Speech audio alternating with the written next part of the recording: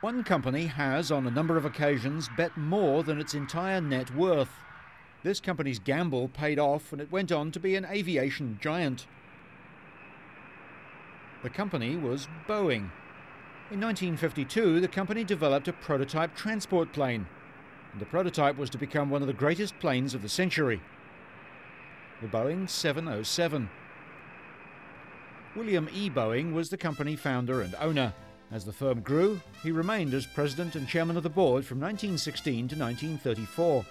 Under his guidance, a garage aeroplane manufacturing business went on to become a conglomerate of air and space-related industries. Boeing sold his interests in the Boeing Airplane Company. He never lost his interest in aviation.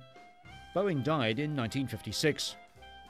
Probably one of the greatest achievements of Boeing, which allowed it to become the giant it is today, was the development of the Dash 80.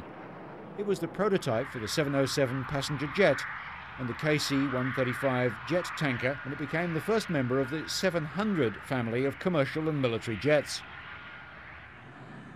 72-year-old William Boeing came back to visit his former company for the rollout of the Model 367-80 on May 14, 1954, at the Renton, Washington plant.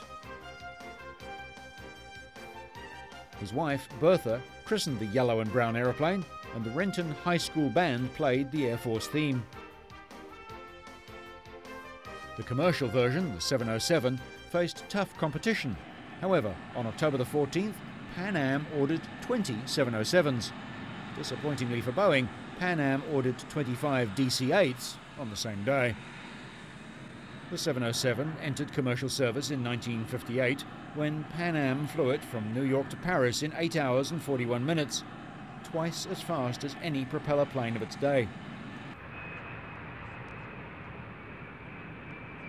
With the 707, Boeing quickly took the lead in jet manufacturing. It was a year ahead of Douglas with its first jet, the DC-8. Amazingly, the Dash 80 remained in service with Boeing for 18 years as a test plane, and in 1972 it was retired and turned over to the National Air and Space Museum. It sat idle in the Arizona desert for 18 years. In May 1990, under an arrangement with the Smithsonian, Boeing returned the airplane to Seattle for full restoration.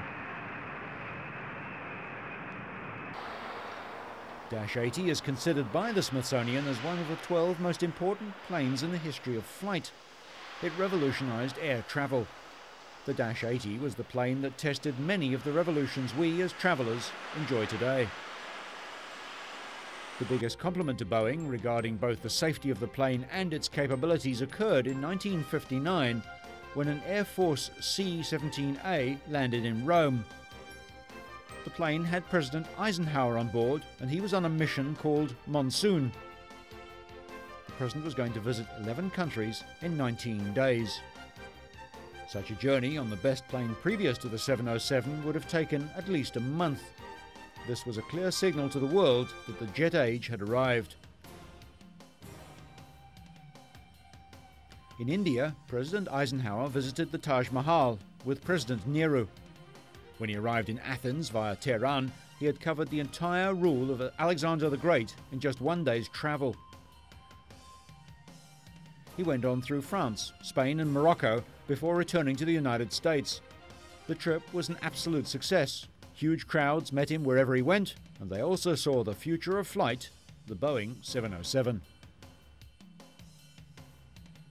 Today, with planes derived from the 707's remarkable achievements, many people have the opportunity to follow in President Eisenhower's footsteps and travel to places that once seemed so far away.